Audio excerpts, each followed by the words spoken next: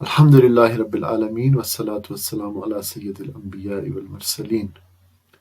معزز سامعین اکرام، ہمارا آج کا فہم قرآن کلاس کا موضوع ہے موت قرآن حکیم کی روشنی میں۔ آج ہم قرآن حکیم کی کچھ آیات کا مطالعہ کریں گے جو ہمیں موت کے بارے میں بتاتی ہیں۔ سب سے پہلی اور بنیادی بات یہ کہ اللہ کے اذن کے بغیر کوئی مر نہیں سکتا۔ سورہ آل عمران کی 145 نمبر آیت ہے، وَمَا كَانَ لِنَفْسٍ أَن تَمُوتَ إِلَّا بِإِذْنِ اللَّهِ كِتَابًا مُؤَجَّلًا۔ وَمَا كَانَ لِنَفْسٍ، اور نہیں ہے کسی نفس کے لیے، ان یہ کہ تموت اسے موت آ جائے، الا مگر بِإِذْنِ اللَّهِ اللہ کے اذن سے، یعنی اللہ کے اذن کے بغیر کوئی متنفس، کوئی ذی روح مر نہیں سکتا، اسے موت نہیں آ سکتی۔ کتاباً لکھا ہوا ہے، مؤجلا کہ جو اجل کا وقت ہے یہ کیا ہے، لکھا ہوا ہے کہ کوئی ذی روح اللہ کے اذن کے بغیر نہیں مر سکتا، موت کا وقت تو لکھا ہوا ہے۔ اب ہم کچھ اور آیات کا مطالعہ کریں گے جو ہمیں موت کے بارے میں بتاتی ہیں۔ موت ایک ناگزیر حقیقت ہے۔ قرآن حکیم میں ہے کہ اینما تکونوا، تم جہاں کہیں بھی ہو، یدرککم الموت، موت تمہیں پا لے گی، ولو، اور اگر، کنتم، تم ہو، فی بروج، ٹاورز میں، برجوں میں، مشیدہ، جو بہت مضبوط ہیں۔ تو فرمایا گیا کہ جہاں کہیں بھی تم ہو، موت بہرحال تمہیں آ کے رہے گی، خواہ تم کیسی ہی بلند و بالا اور مضبوط عمارتوں میں کیوں نہ ہو۔ بہت ساری آیات ہم پڑھیں گے جو ہمیں بتاتی ہیں کہ موت ایک اٹل حقیقت۔ سورہ انبیاء آپ کے سامنے ہے، اس کی 35 نمبر آیت ہے، کل نفس ذائقۃ الموت، ہر جاندار کو موت کا مزہ چکھنا ہے، وَنَبْلُوكُمْ بِالشَّرِّ وَالْخَيْرِ فتنہ، اور ہم اچھے اور برے حالات میں شر اور خیر کے ساتھ تمہیں آزما رہے ہیں، وَإِلَيْنَا تُرْجَعُونَ، اور آخری حقیقت یہ ہے کہ تمہیں ہماری طرف پلٹ کر آنا ہے۔ سورہ رحمان کی 26 نمبر آیت ہے، کل من علیہا فان، کہ ہر چیز جو اس زمین پر ہے وہ فنا ہو جانے والی ہے، وَيَبْقَ وَجْهُ رَبِّكَ ذُو الْجَلَالِ وَالْإِكْرَامِ، اور صرف تیرے رب کی جلیل و کریم ذات ہی باقی رہنے والی ہے۔ سورہ قصص کی آیت آپ کے سامنے ہے، فرمایا کل شیء ہالک، ہر چیز ہلاک ہونے والی ہے، الا وجہہ، سوائے اس کی ذات کے، اللہ کی ذات کے سوا ہر چیز ہلاک ہونے والی ہے، باقی اور قائم رہنے والی ذات صرف اللہ کی ہے۔ کل نفس ذائقۃ الموت، ہر شخص کو آخر کار مرنا ہے، وَإِنَّمَا تُوَفَّوْنَ أُجُورَكُمْ يَوْمَ الْقِيَامَةِ،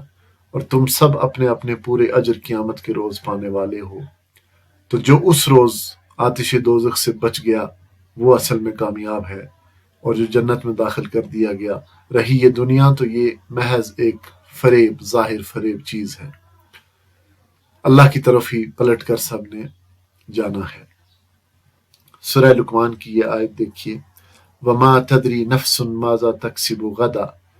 کوئی متنفس نہیں جانتا کہ کل وہ کیا کمائی کرنے والا ہے، وَمَا تَدْرِي نَفْسٌ بِأَيِّ أَرْضٍ تَمُوتُ، اور نہ کسی شخص کو یہ خبر ہے کہ کس سرزمین میں اس کو موت آنی ہے، ان اللہ علیم خبیر،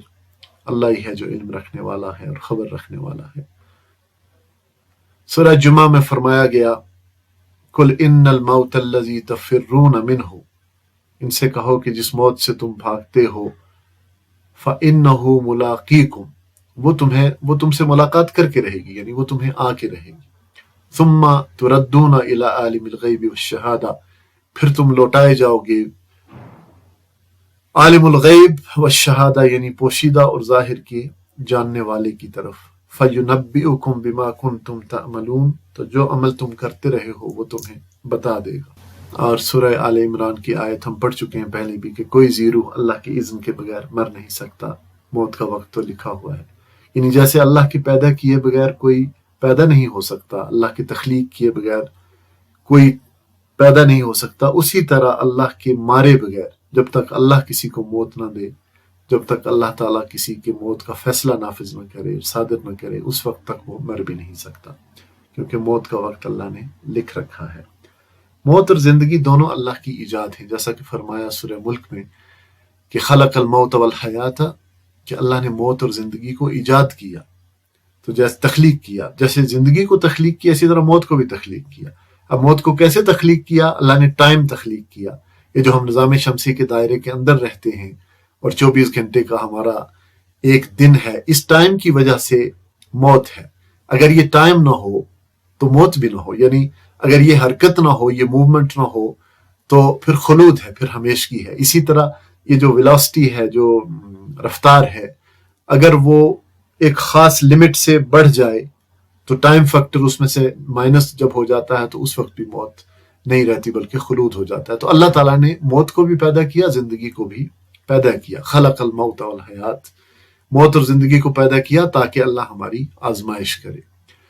سورہ منافقون میں فرمایا گیا کہ وَلَن يُؤَخِّرَ اللَّهُ نَفْسًا، جب کسی کی مہلت عمل پوری ہونے کا وقت آ جاتا ہے، اذا جاء اجلها، یعنی جب اس کی موت آ جاتی ہے، مہلت عمل کا پورا ہونے کا وقت آ جاتا ہے، وَلَن يُؤَخِّرَ اللَّهُ، تو اللہ اس کو مزید تاخیر نہیں کرتا، یعنی مہلت نہیں دیتا۔ اور جب وہ وقت آ جاتا ہے تو یہاں سورہ نحل میں فرمایا گیا ہے فَإِذَا جَاءَ أَجَلُهُمْ، کہ جب وہ موت کا وقت آ جاتا ہے، لا يستأخرون ساعة، تو اس میں گھڑی بھر کی تاخیر، ولا يستقدمون، یا تقدیم نہیں کی جاتی، یعنی اس میں کوئی تاخیر و تقدیم نہیں کی جاتی، ایک گھڑی بھر بھی وہ وقت آگے پیچھے نہیں ہو سکتا، ہر انسان نے اپنے وقت پر ہی مرنا ہے۔ ایک جگہ فرمایا گیا کہ کیا ان لوگوں نے، سورہ اعراف میں، کیا ان لوگوں نے زمین و آسمان کے انتظام پہ کبھی غور نہیں کیا، اور کسی چیز کو بھی جو اللہ نے پیدا کی ہے آنکھیں کھول کر نہیں دیکھا، اور کیا یہ بھی انہوں نے نہیں سوچا کہ شاید ان کی مہلت زندگی پوری ہونے کا وقت قریب آ لگا ہو؟ یعنی کس کو خبر کہ کس کی مہلت زندگی پوری ہونے کا وقت قریب ہو۔ سورۃ الانعام میں فرمایا کہ وہ اپنے بندوں پر پوری قدرت رکھتا ہے اور وہ تم پر نگرانی کرنے والے مقرر کر کے بھیجتا ہے، یعنی فرشتے۔ حتی اذا جاء احدکم الموت، یہاں تک کہ جب تم میں سے کسی کی موت کا وقت آتا ہے، توفتہ رسلنا، تو ہمارے جو بھیجے ہوئے فرشتے ہیں وہ اس کو فوت کرتے ہیں، یعنی اس کی جان نکال دیتے ہیں، وہم لا یفرطون، اور اس میں کوئی کوتاہی نہیں کرتے، ثم ردوا الی اللہ مولاہم، پھر سب کے سب لوٹائے جاتے ہیں اپنے حقیقی مولا، حقیقی آقا کی طرف۔ الا لہ الحکم وہو اسرع الحاسبین، خبردار ہو جاؤ کہ فیصلہ کے سارے اختیارات اسی کو حاصل ہیں اور وہ حساب لینے میں بہت تیز ہے۔ اب سورہ واقعہ کی یہ آیت ہے فلولا اذا بلغت الحلقوم، کہ جب مرنے والے کی جو جان ہے وہ حلق تک پہنچ چکی ہوتی ہے، وانتم حینئذ تنظرون، اور تم اس کے پاس بیٹھے تم آنکھوں سے دیکھ رہے ہوتے ہو کہ وہ مر رہا ہے،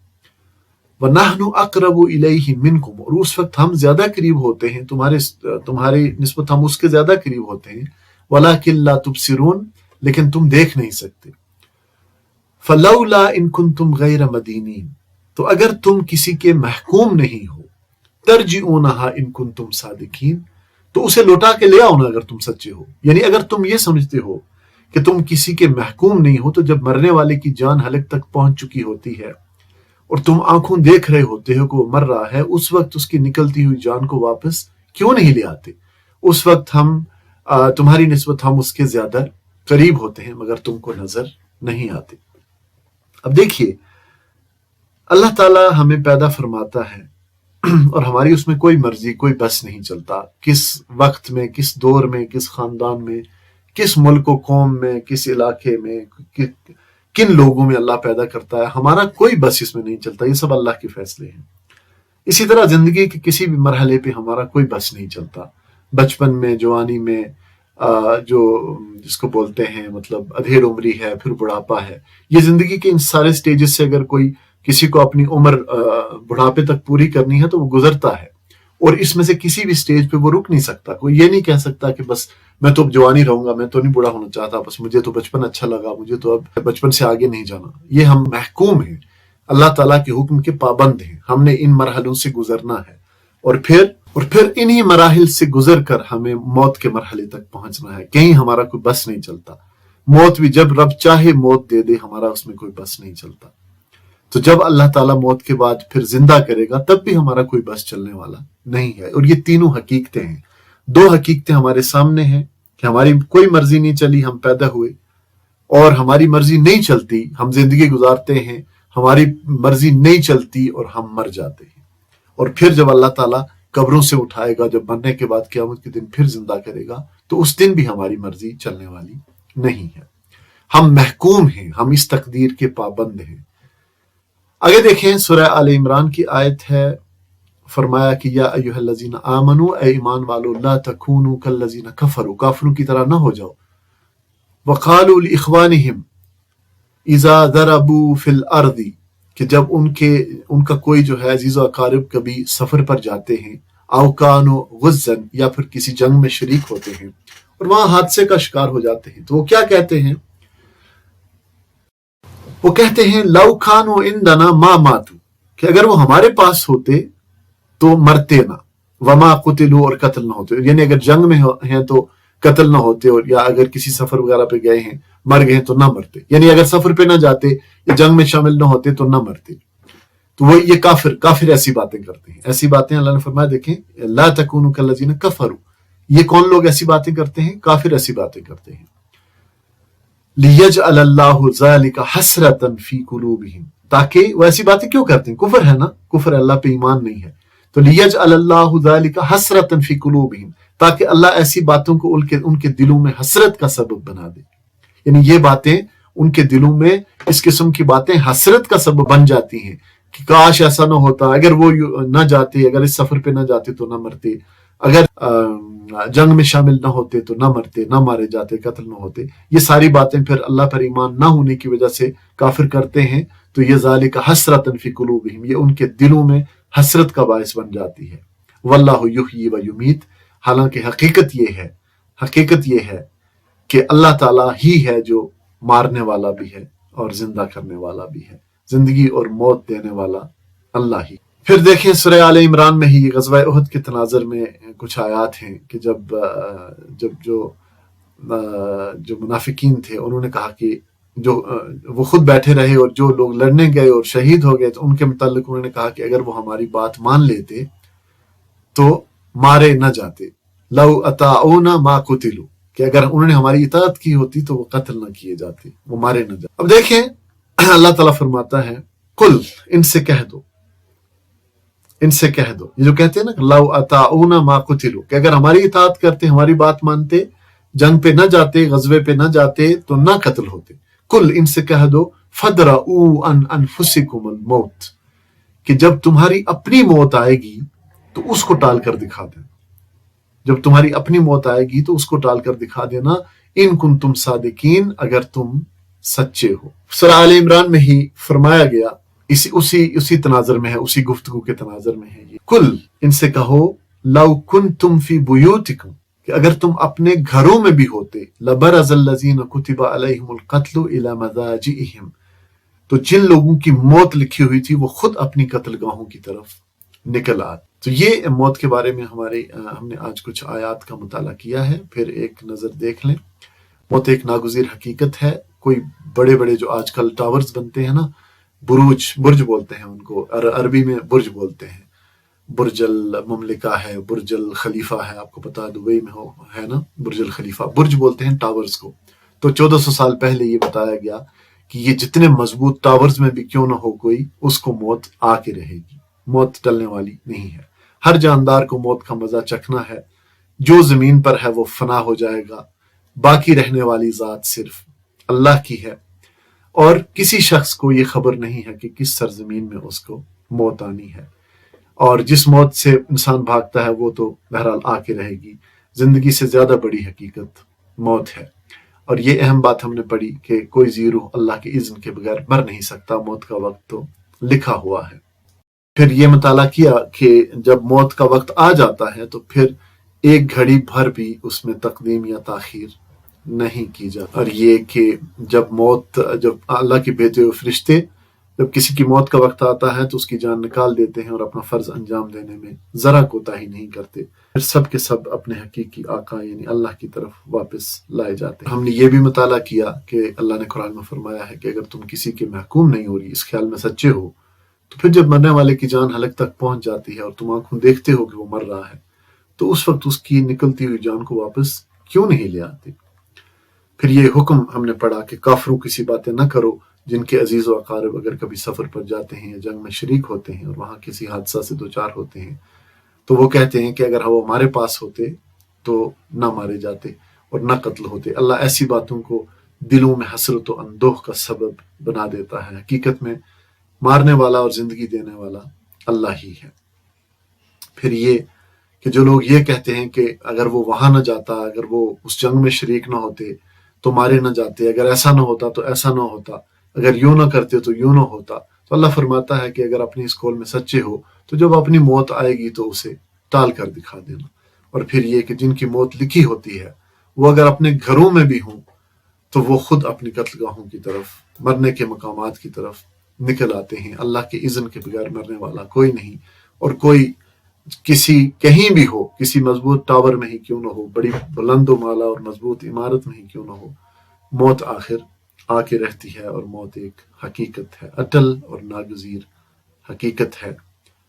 ربنا توفنا مسلما والحقنا بالصالحین، آمین یا رب العالمین۔